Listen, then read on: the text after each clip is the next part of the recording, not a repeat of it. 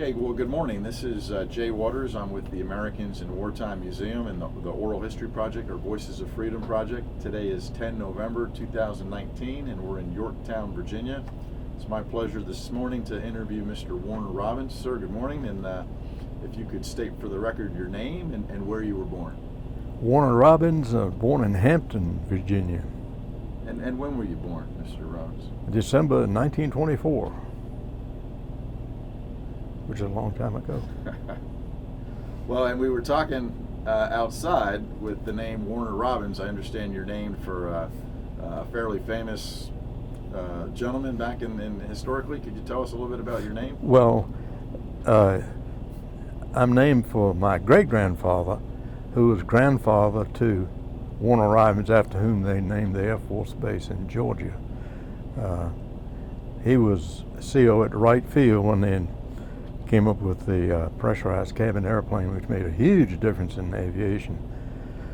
And he had a deputy, Colonel Thomas, who wanted to name the base after whom they named the general for him, but it was then known as Wellston Army Air Depot, because he wanted to make sure that those who appropriated knew that he appreciated what they appropriated for the Army Air Corps in the way of machines, so that the Army Air Depot was to maintain what they had, and he thought that was important. Mm-hmm. And he was, however, looked upon, at least the Navy and the Army, remainder of the Army was not all that enthused about him, because the Army said that the Air Corps is getting all the equipment and the money for equipment, and the Navy says, got no right to go out beyond 200 miles. Though he was very much an advocate of the B-17 Flying Fortress, which is interesting. That had considerably more range. But anyway, being the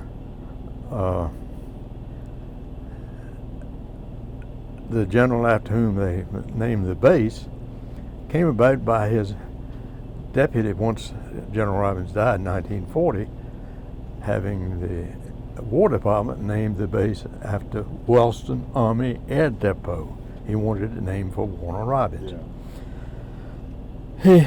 And the War Department, aptly named, told him that it had to be named for the adjacent entity there too, Wellston. So he went to the City Fathers of Wellston, and so the story goes, and asked that they rename the town of Wellston, Georgia, for Warner Robins. Name it Warner Robins. It's kind of goofy driving into town and see your name on the water tower, but anyhow. Well, have you been there? Have you been? Oh yeah, my wife and I stopped there, and we went into the hotel, and I took out my credit card and laid it down, because we were going to spend the night there. My dad always wanted somebody to stop in, get whatever brochures there were, and because he was my dad's first cousin, so that Grandpa's first cousin. Anyway, the lady picked up the credit card and looked at the name on it and put it back down on the countertop and said, "Sure." But in any event, I've been to that Air Force base. Have you? It's kind of in the middle of nowhere. It's a big place. It's got a nice museum there. Yeah, it does. It's a user's museum, because I remember going through that, and the guy who wrote the book, God Is My Co-Pilot, was putting on, he was a fundraiser for that little museum, and he was putting on a show for somebody fundraiser, and he had flown B-17s, which is what I flew. Okay. And I met him, and so we went to dinner. He was a real neat guy. But in any event, they renamed the town of Wellston because Colonel Thomas was sure they needed to know that he was going to spend a few $1 million in that area. And he would look kindly upon changing the name of Wellston to Warner Robins, which is the reason you drive into town now, and there's that big water tower with the name Warner Robins. I remember that. It's really strange. Well, that's a good story for interesting name and an interesting rest of the story. That's interesting. Yeah. You've been there as well. He was born over here in Gloucester County. Yeah, that's okay. Well, so as you mentioned your family, I was going to ask you, did you have any other family members, parents, grandparents, uncles that had served in the military as well? And if so, who and at what capacity? My brother was in the Navy, Okay. and my dad was after he got out of Aggie school, went to Newport News, where there was a British remount station supplying mules and horses for World War One. He went aboard the SS Castalia, which is now owned by India apparently, an old ship, but they delivered horses mostly to Europe, and he was to assist the veterinarian thereon. And so he was some outlandish thing. I think it was 2 and 6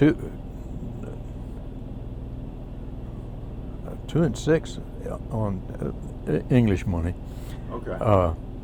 If there were no horses aboard, as if coming back. Yeah. Okay. Right. And 5 and 6 if there were horses aboard.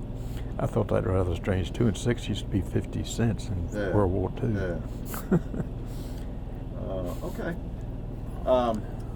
So thinking to December 7th, 1941, what do you remember about that day when the Japanese attacked Pearl Harbor? Can you just kind of tell us your personal memories of that day? Yeah, we were picking up pecans off the ground, and somebody rolled up on a bicycle. We lived on a farm at that time, and said that the Japanese had attacked Pearl Harbor. We thought the guy was crazy, you know. Where is that coming from? Because it seems so totally outlandish. But we stopped and went back home to determine that our old radio, battery-powered radio, if you can believe that, because we didn't have electricity on the farm. And that was all there was on the radio. The Japanese attack on Pearl Harbor.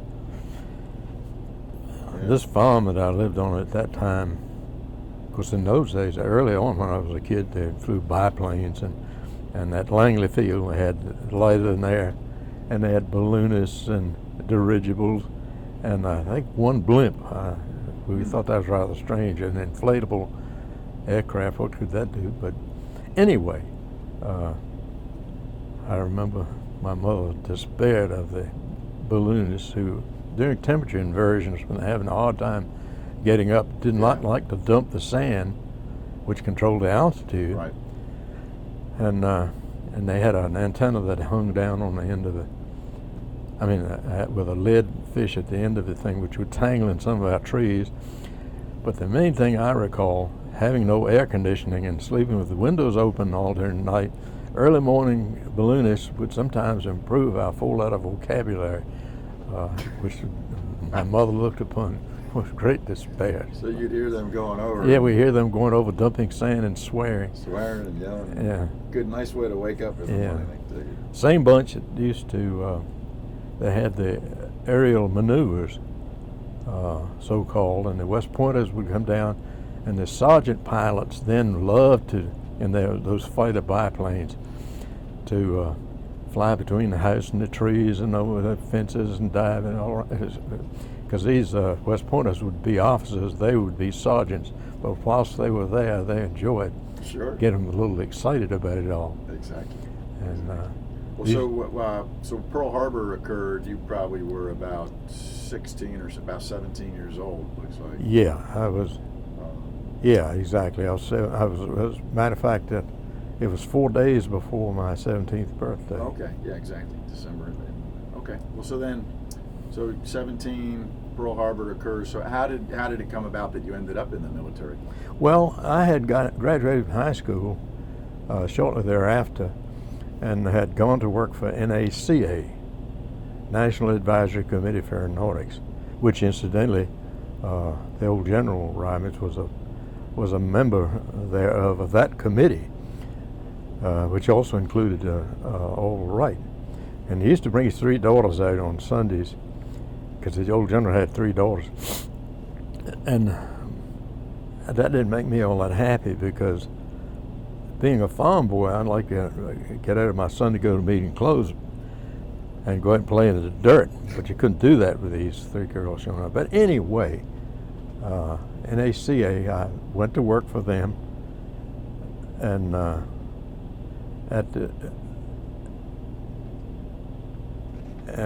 worked on a whole bunch of things that had to do with, in those days they were really working to improve the technology, particularly as applied to military. And and then on December, I went, having been influenced by all these sergeant pilots doing all kinds of goofy things, and I thought that would be a lot of fun. So I really wanted to get into the Army Air Corps. Went over to the post office, Newport News, in 1942 on my birthday to take the aviation cadet exams. And I took the exams. I thought I did reasonably well on the things, but on the day before that, I got a call from some Air Force personnel representative saying that they had to toss out those test results because by executive order, the president had stopped voluntary enlistments. You could not volunteer for his service, you could volunteer for induction. Okay. The difference being, if you volunteered for induction, they selected the service. Whereas before, I could volunteer for the Army Air Corps, but I couldn't do that anymore. So all that got tossed out. Volunteered for induction and went to Camp Lee, where they couldn't fit me with trousers. And the old sergeant said, "You're the only guy I ever saw his armpits and crotch line up," because my inseam was considerably bigger than my waist measurement. And so they couldn't equip me with uniform, so everybody else moved on, but had to wait until they could supply me with a suitable uniform. Meantime, I was going to see a Captain Standen, I think it was, who was placement officer. And I claimed, I got to go to the Army Air Corps. And after about a week of that, he yelled to the CQ, a sergeant in his office, and said, "Send that SOB to BTC-4. I didn't know what the BTC-4 was, but it was Basic Training Camp 4, which was in Miami Beach, Florida, Army Air Corps. I took the exams again, passed them, and wound up being fed into the pipeline for the aviation cadet program. Okay. Went to Duquesne University because they had to have little plenum, so to speak, places they could stash folks until they could feed them into the system. Okay. So you and Duquesne University, you went there? Went there for a short time just to sort of store us, to feed us into the system. Mm-hmm. And it was there that I flew, as a matter of fact, in Greensburg, Pennsylvania. And the first time I'd ever been up in an airplane, it was in a Piper J3. And the second time I was in one of those things, the old instructor says, "Okay, let's land it." Well, I didn't understand very much about flights. So one approach, and I bounced and bounced and bounced and bounced. And I remember that the instructor wrote in my logbook, "Recommend for bombardier and navigator, but not pilot," underline. So then I went to classification in Nashville, Tennessee, which, it runs you through psych motors and all sorts of tests and very harassing sort of applications. But I wound up being fed into the pilot program. And interestingly enough, of the 3 schools I went, primary, basic, and advanced, 2 of them have been selected by Cousin Warner, the old general, because that's one of the things he did when he got done at Wellston, before he died in 1940, was to try to increase the number of pilots from hundreds to tens of thousands. Yes. So he engaged all sorts of civilian schools. I went to 2 of them. And interestingly enough, the airplane he was trying the Congress to provide for them, the B-17, because they knew they were going to need a reasonably long-range bomber, despite the Navy's desire to make sure they didn't have anything over 200 miles. That was Navy territory. Yeah. But I wound up going to 2 of those bases, and I flew the B-17 full, which Were is sort you, of busted his pick. Were you an enlisted man at this point, or Yeah, cadet. I was the lowest ranking human on earth. Cadets, they're the ones that pick up the cigarette Cadet butts, pilots, and they said police the area. It means instead of securing the area for the safety of all, it's going and pick up cigarette butts. That's what police the area meant. Yeah. Okay. But- Well, then, as you finished your different trainings, where did you get assigned to next, or where did you go? Well, I finished in Pecos, Texas in summer of '44, and went out to Kingman, Arizona, where there was a B-17 training unit, and that's where we were selected as crews. And I was a co-pilot on B-17s, and it was there that they insisted that we learn to fly tight formation, which ought to have been a very primary effort on the part of the Army Air Corps early on, because the German fighters would tend to fly through loose formations, and each B-17 had, the G models had, which is what I flew mostly, had 1350 caliber machine guns on them. So if you got 3 squadrons, that's a group, so I mean, say 27 airplanes in a group, and they're loosely flying in formation, the fighters could go through the formations and wouldn't have to fire a shot, because early on, a lot of the holes in the patch holes in the B-17s were 50 caliber that we'd shot ourselves. It was sort of a Polish firing squad. So that, it made a believer out of me, and so we learned to fly pretty tight formation. Turns out it's much, much easier to do that, because you'll note that when you see an airplane make tight turns in high humidity air, there are vortices that roll off, cloudy little vortices that roll off the end of the wingtips. Okay.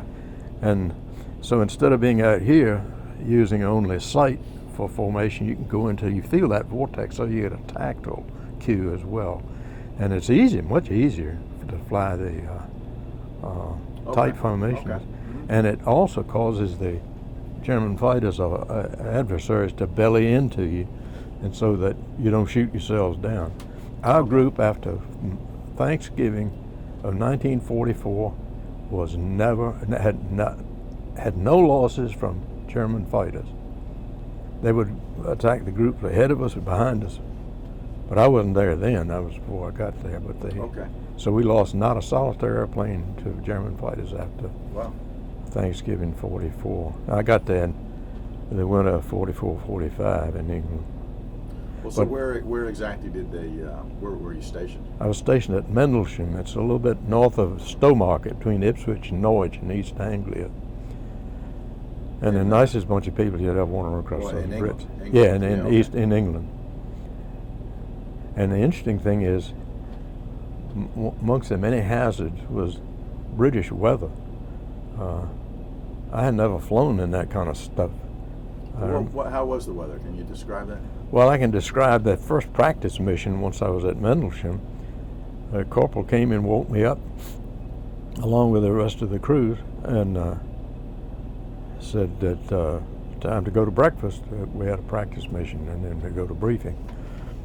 Well, I stepped out of the back of the Quonset, a Nisnut, the Brits call them, and I couldn't even see the hand in front of my face, and I couldn't even get to the wash shack. And because we were on oxygen, we had these masks, and you wanted to shave because your whiskers would otherwise get pushed into your skin, so you had to shave. Well, I went out to shave. I couldn't even find the wash shack, so I went back and jumped into bed. And a little bit later, here comes the corporal. He says, Sir, you have missed breakfast. You have to go directly to the briefing." I said, "Who flies on a day like today?" I said, "Ducks don't fly on a day like today." And he said, "Well, maybe the ducks don't, but the Brits do, and if the Brits do, we do." And so you take off and 30-second intervals into the smog fog on instruments. on a directional gyro, okay? Uncaged directional gyro. And up till you hit a marker beacon, you see it on the instrument panel flash, and you hear beep in your ear. And fly till you see the marker beacon do a 180-degree turn and a 500 feet a minute climb, and you just go up the racetrack until you break out on top, and it's like being snowblind. Yeah. And you break out on top, and I remember that airplanes everywhere, which is the reason you don't see camouflage airplanes in there. Got more than a handful of B-17s over there because they all look alike. Mm. And if you're going to join up, I'd still be there trying to join up, because sometimes the raids were as many as 1,800 airplanes. Wow. But anyway, that was kind of tough. Flew out to Blackpool and dropped some practice bombs on a rock out there in the Irish Sea. That was a practice mission. But the hazard was that, just for an example, if you take Virginia Beach, Norfolk, Portsmouth, Chesapeake, and Suffolk as an area, the airport density of B-17s would have had 19 and a half airports there. So you all had to take off in the same direction, otherwise your patterns tend to overlap. Yeah. And every now and then, even when you're going up blind like that, you feel the contrails, the wake of somebody, which makes you kind of nervous. You were nervous. the pilot or the co-pilot? I was a co-pilot. Co-pilot. But so that must have been pretty harrowing the first. Yeah, very harrowing. I was a nervous wreck. Probably every time, but the first time must have The been first time. terrifying. And then they had, sometimes they'd bring in, the Brits had come up with radar, and they had girls that would talk you down if you were socked in and English. That's why I kind of like my ultimate navigation system to have a girl. Little British girls, they were sweet voices. But anyhow, those they also had what they call a FIDO base, which was one in which there were gas jets along the side in case the radar was out in any of those places. And that was pretty lumpy flying. They'd turn on the gas jets to burn off the fog. And that was at... Well, so as you got settled into the routine at the base there in England, what kind of happened? What was the daily routine as you started, I guess, doing bombing missions? Well, you're not going to believe it, but I bombed mostly in the Netherlands. Okay. With food. Okay. Our group dropped 442 tons of British 10-in-1 rations over Holland. And only one mission that we dropped bombs, and that was at Royan, which is a little town in the north of the river leading to Bordeaux, which is a river port. And that was after D-Day, when, of course, the army was driving across Europe, and they had little pockets of Germans that they left. Yeah. And they said, let the 8th Air Force take care of it. And these people were harassing the shipping going to Bordeaux. So we had 3 missions that went to Royan, where the first and second missions, I was on the second one, were bombed to good effect. A lot of black smoke, and we got fired at then. But I didn't know anything about it. The only time I know that we were shot at was on one of the food missions, because the Germans had 2 Wehrmacht divisions bivouacked in the Netherlands, and they had flooded all the agricultural fields. Yeah. And so the Dutch were starving, and I wasn't sure what it was all about, because we had G2 aboard, we had aerial cameras, we had guns caged, and we were supposed to go in low and slow, which is bad news. Mm. And one of those missions, next to the last one, there was all kinds of chatter on the radio. They shot at us, but I didn't know, so I ducked down, and we'd pop up over the ditch banks, and well, they call them dikes, and over the flooded fields, and got out. Then when there was a kid from Newport News was in a parachute shack, and he said to me a week or 2 later, he said, "Hey, Robbie," because I had known him. He says, "There was a .30 caliber slug in your chute, which is supposed to have been under the seat." Yeah.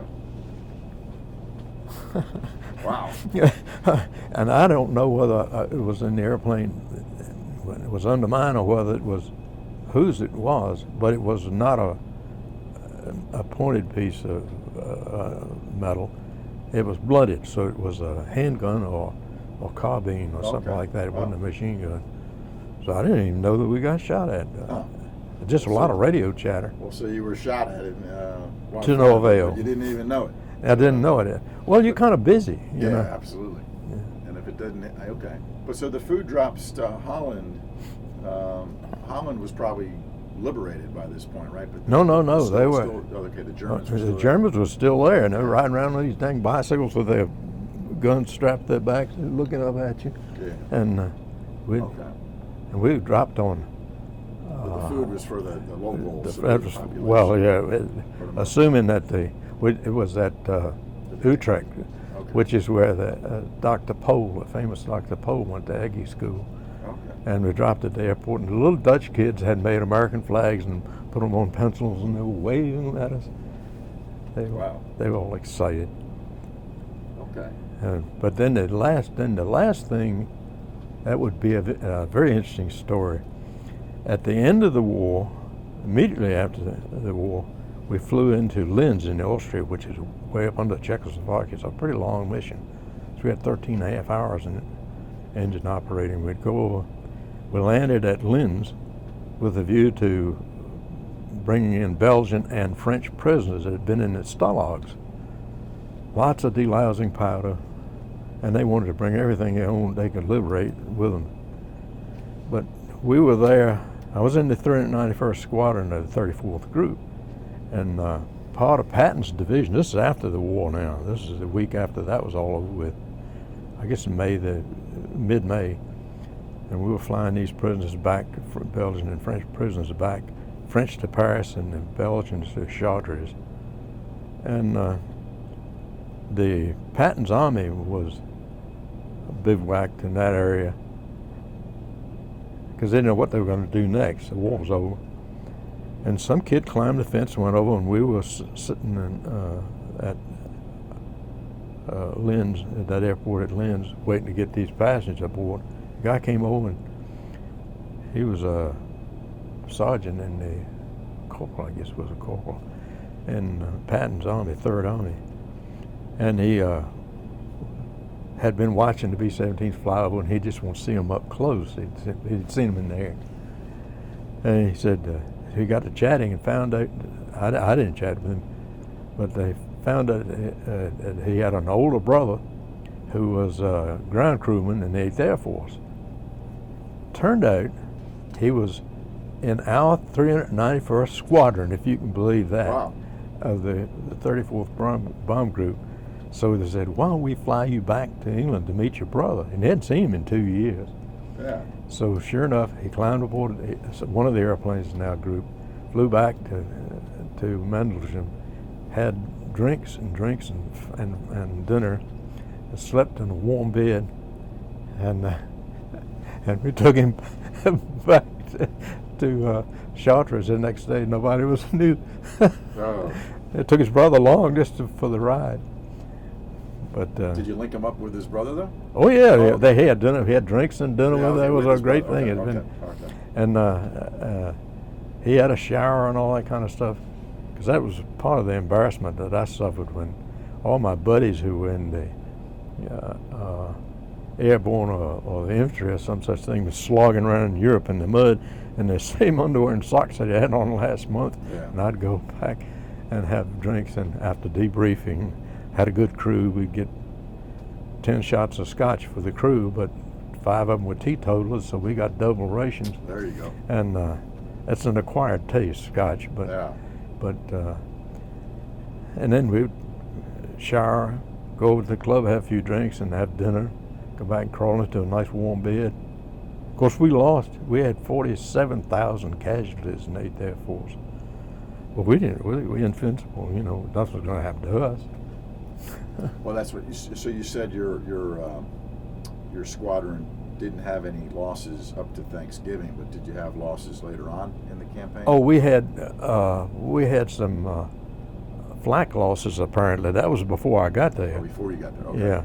But while you were there, you guys were okay? Yeah, while I was there, the only problems we had were with either pilot error, because we did a lot of instrument flying. I thought I was pretty good at instrument. According to me, I kept telling George Victor Von Hinkle, who was aircraft commander, a real nice guy, who I think between the autopilot, which had worked sometimes, and me, we flew 90% of the flying. I was pretty good at instruments and formation. Had some crashes or mechanical problems. Yeah, they had some return to base because of mechanical problems. Okay. Well, we never had that problem. And the real heroes in that setup were the ground crewmen who looked out for those airplanes, because bear in mind now, those things had 4 engines, 9-cylinder engines. Each cylinder had 2 spark plugs. And if you'll ever notice, when they were little DC-3s or anything with the radial engines on them, air-cooled engines, they had to operate it between minus 80 degrees and 140 degrees, which is a big span. Yeah. So tolerances couldn't be very tight. And if you'll notice, when they crank up those airplanes, first they pull the propellers through, because they want to make sure they don't have a hydraulic lock from oil in the lower cylinders, which will pop the head off the head. And that puts you out of business. So you pull it prop through until you can actually pull it through. And when they do crank up, huge cloud of blue smoke. Yeah. Okay. And each engine had 2 spark plugs on it. So that's 72 spark plugs. Changing plugs in those things are a pain. Yeah. And changing engines, we had no hangers. Those guys were out in the English weather using scaffolding and top holings and changing engine, doing all that maintenance. They were the guys, as far as I'm concerned, that were heroes. I think I would have quit if I'd had. Well, you were now no longer a cadet. You must have been a I was a second lieutenant. I graduated from play school in Pecos, Texas, in the summer. So became a lieutenant. So I became a lieutenant. Okay. And I was out of the service before I was 21, if you can believe that. Out of the service. Yeah. We came back. Well, let's talk about that. So, as the war was now over, winding down, could you describe your return to the United States, homecoming, demobilization? How did that work out? Well, we had 36 airworthy airplanes in our group that returned to the States. And that was in June of 1945. And we had all crewmen plus luggage and baggage and all that stuff, because a lot of stuff they want to bring home, and that was my problem, making sure they didn't want to bring bicycles and typewriters and all that kind of stuff, because we had them, and we had 10 who were either administrative or G2 or maintenance and all their luggage, and crates in the Bombay with engine parts. So we were pretty heavy, and we didn't need any added weight. And with all that many people in a little bitty airplane, I mean, it's not much bigger than an F-111, as a matter of fact. Okay. And they're stuck everywhere. And of course, didn't have oxygen masks for everybody, so we had to stay low enough altitude, under 13,000 feet.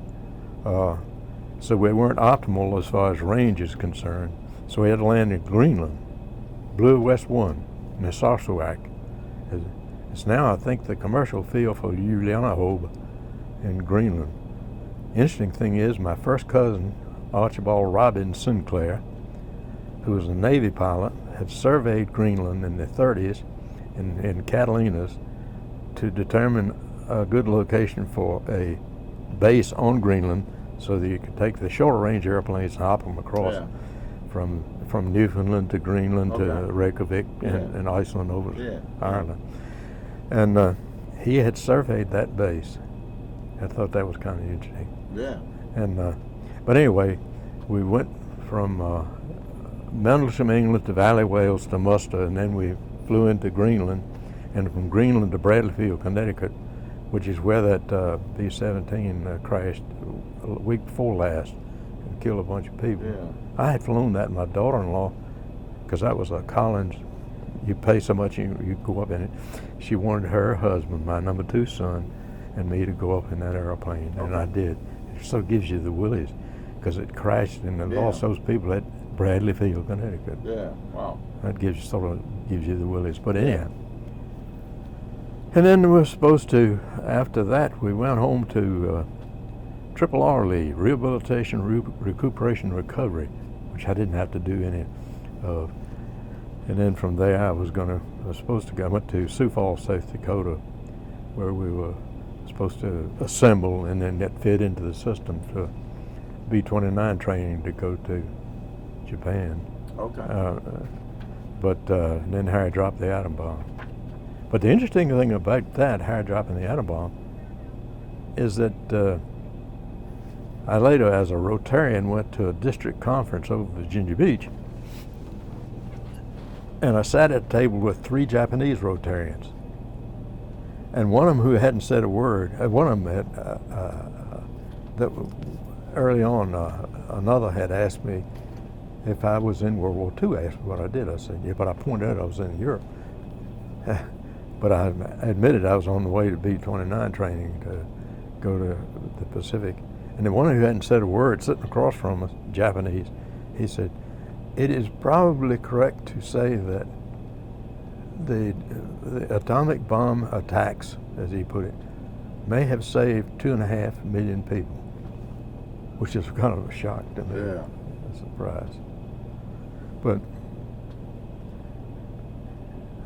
I then went to Colorado Springs, in which I had to fly as a B-70 pilot, because that was 2nd Air Force Base headquarters, and that was when the football players were, the pro ball players were in the service, and they had a 2nd Air Force team and a 4th Air Force team. Wow. Okay. Yeah. Yeah.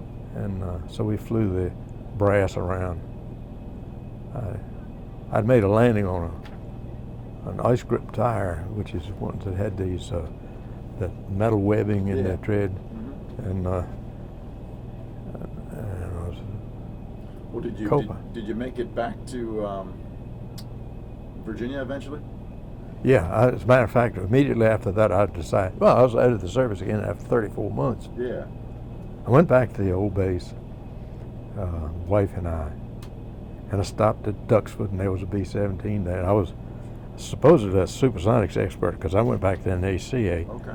and that became NASA, and I was into supersonics. So I went over to Europe to put around when the French and British were doing the Concorde, and there's all kind of interesting stuff there. But we went back to that base, and there was a B-17, and Well, let me jump back to when you were still stationed in England and you were doing the missions into Holland and over France and Germany. Yeah. How were you able to stay in contact with family and friends and loved ones back Email. in the U.S.? I mean, not emails, V-mails, they call it. V-mails. Okay, yeah. Tell us, for people that maybe aren't familiar, what was V-mail? V-mail was an envelope. You had an envelope which had all sorts of. It had very little space. By the time the military got done putting all the words all over that thing about how to use it, you had a little bit of space for your message. Yeah. And that's one of the things. As the lowest ranking lieutenant in the bunch, I had to do not editing, what are they called? Censor. I had to act as a censor. And guys would disobey. You know, there's certain things you're not supposed to say. You know, but specifics as to what you were and what you did. I mean, where you were and what you did. But they and the guys would just write home and they write all this stuff you're not supposed to say. So you had to take a razor blade and slit them out, you know. Yeah. Wow. And that was most testy. I thought this was kind of a silly game. Yeah. Well, then, in addition to your additional duties as the mail censoring officer, did you have, while you were in England, some free time? Did you have any free time to do things? Oh, yes. What kind of things did you guys do? Well, one of the things, the most hazardous thing we did, as a matter of fact, I figured it was much more hazardous than anything the Germans did to us, was ride those danged English bicycles. Now, I was accustomed because every base had lots of bicycles, and new crews got the worst bicycles. If a crew cycled home or got shot down, that was before I got there, they would cycle one up and get better bicycles. Well, in England, that's the same latitude as Hudson Bay, So in the spring and summer and fall, days are long. Yes. And so we would exercise the bicycles in the course of pubbing, which was a great sport over there. Pubbing, okay. A very interesting. That's a unique process, really. But in any event, being an American, I was accustomed to coaster brakes on the bicycle. You Yeah. rear back on Yeah, to hit the yeah. brakes. You don't do that on an English bike with the little rubber Okay. rim grabbing Yeah. brakes. Because if you rear back on the pedals on those, you can't be bass anymore. You're gonna turn into a tenor. but anyway. Well, and a little bit of alcohol involved. And you Yeah, guys are especially if zooming you've around been the if countryside. you're returning from the pubbing process. Wow. And I had lost one of the little rubber pads in the rim grip on the bike on the front wheel on this crummy bicycle that I had, and I was coming down the hill in East Anglia, coming back from Norwich and area. I hadn't gone all the way to Norwich, but you had your two ways to go to Norwich, Ipswich. Yeah. And somebody stepped out of a phone booth like thing and put down a barrier, and the little train came up from behind the hill. So I was trying to make good time going down the hill so I wouldn't have to pedal so hard going back uphill. And when I hit those brakes, why that little rubber pad came out and the metal gripped the rim and the whole mess went over. And I was bouncing along, had all sorts of strawberries. Fortunately, there was a little English girl in uniform. Everybody over there was in uniform. She was driving a lorry, and she picked up the bike and me and took me to an aid station, and then returned me, which was real nice. But those people are amazing over Yes. there. They never thought they were going to lose. They were, as a matter of fact, pretty near everybody was in uniform. Even the old duffers, or the younger than I now, I guess, in the pubs, they would get all fired up, listening to Winston on the wireless, and then ready to go fight. But everybody had some sort of a job in their own God. Well, did you receive any particular awards, either for you None. personally or the unit awards, citations, or? I know that when they were, we didn't receive any awards that I know of. I mean, that sort of thing didn't. Well, I'm sure There was those- all kinds of other stuff that we were interested in. I all went those Dutch people probably Yeah. would have given you an award. Oh yes, if they you- would. I was emceeing a retirement one of the NACA people at the Langley Officers Club, and I found that there was an Air Force guy colonel, who'd apparently been saved by the food we had dumped, Okay. and so he had to come in and make a little talk about that. He really was appreciative. But the English were different. I thought, you're going over there to save their butts again? Turned out I think they sort of saved ours. Yeah. But I think, for an example, early on, when the invasion was imminent, the Brits took out the road signs and all that kind of stuff before they even were advised to do so, because they didn't want the bloody Krauts to know where they were. Right. Right. Make it as hard as possible. It made it hard for them to know where they were. Well, Mr. Robbins, how do you think your wartime experience then affected your view and outlook on your life? After the war, the rest of your life, and today. It had How a do you think huge that effect. affects- Can you describe that for us, please? Yeah, because when I got out of the service, I had decided that I was going to become a civilian rather soon after my return to the States. And I was going to go to Georgia. 21-year-old. As a 20-year-old, as a matter of fact. 20-year-old Almost World War II 21. veteran. Yeah, wow. So I was going to go to Georgia Tech, which is the Guggenheim School of Aeronautics, one of the better ones. And I went to Atlanta with a view to matriculating there, but I couldn't find billets, and I didn't have a car. At that time, I'd sold my car. My mother had sold my car during World War II.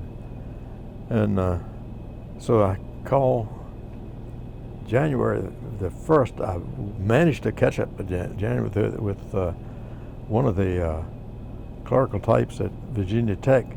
And they said, come on up, stop at Salem, pick up your military papers in Salem near Roanoke, and we'll get you started. And then went a quarter there. So I took 21 credit hours. I had sown my oats, so to speak. And so I was taking lots of credit hours. I finished in 49. And got an aeronautical engineering degree and went to work for NACA. And interestingly enough, the first desk at NACA at which I sat in the 4-foot supersonic tunnel was a big 2-person desk shared with Archibald Robin Sinclair, the guy who was my first cousin who had surveyed Greenland. Yeah, wow. What a strange coincidence. Got some famous names and relatives. Yeah. Oh, he was an amazing sort of character. Well, that's fascinating, Mr. Robinson. And I was supposed to be I became an expert supposedly in supersonics. I had wound up with 20-some. I think I had one physicist, a couple of mathematicians, and a bunch of aeronautical engineers, and we hit NACA at the right time when the supersonics was a big thing, just becoming a big thing. And about that time, computers came along, so you come up with implementing the existing theories and new, because you had a huge number crunching capability.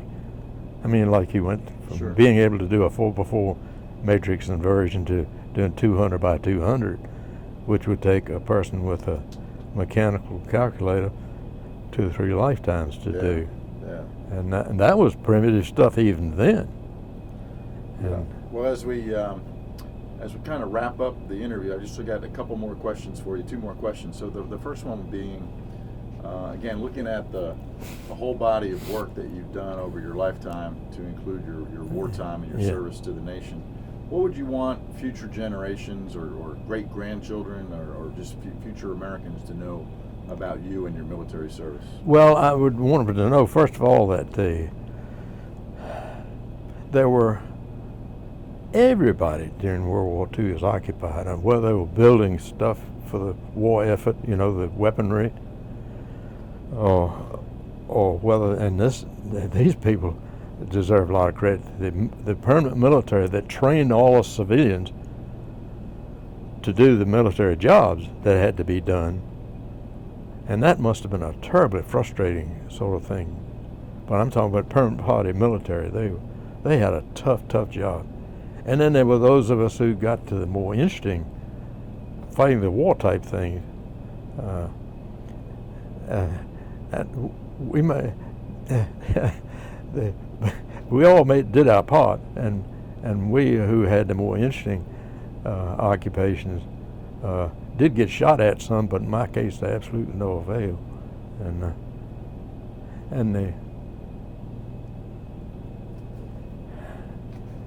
Of course, that sort of swerves you into the politics a bit, in that we should attend, it seems to me, pay attention to George Washington's advice: beware of foreign entanglements. That's true. That's very well said. Well, Mr. Robbins, unless there's anything else, I think we're a wrap. It's been a pleasure to meet you and interview. And on behalf of the museum, I'd like to present you the military challenge coin that we have for the Voices of Freedom project. Maybe hold that up to the camera real quick. Yeah, exactly. And then I'd like to shake your hand. Thank you. Thank you. But I didn't do any more than all the other guys did. Well, but like you said, everybody did their part. Everybody was involved, and you have a very unique perspective and aspect of the total war effort that you contributed to. So again, it's my pleasure to get to interview you today. Thank you.